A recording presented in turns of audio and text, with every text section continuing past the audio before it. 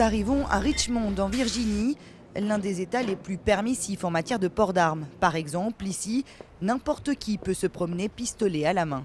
Rendez-vous est donc pris dans le plus grand stand de tir des États-Unis. Ouvert il y a 6 mois, il accueille déjà 2000 membres. Le lieu est ouvert à tous.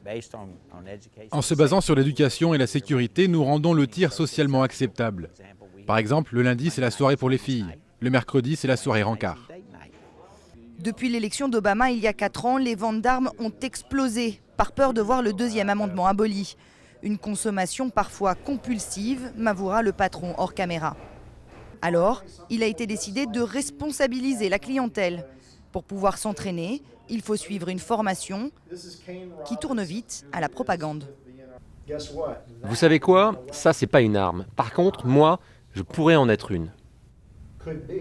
Non, j'ai jamais été agressé. Enfin bon, on sait jamais. Les 51 lignes de tir tournent à plein régime. Il en coûte 30 $ pour tirer pendant 1 heure.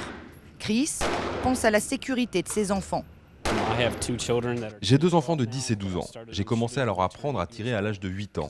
Je préfère ça parce que même s'ils n'aiment pas les armes, même s'ils ne veulent pas chasser, je sais qu'ils se trouveront au contact de familles qui ont des armes à feu. Un argument de poids pour ceux qui craignent la réélection d'Obama. Il a clairement prévu de supprimer le deuxième amendement et pour moi, ça revient à me demander d'être victime. Chaque année, 30 000 personnes sont tuées par balle aux États-Unis. Et pourtant, la problématique du port d'armes a été éludée par les candidats. Officiellement, tous deux réclament plus de contrôle. Mais personne ici ne prend cela véritablement pour une menace. Pas étonnant quand on sait qu'un Américain sur 4 possède au moins une arme.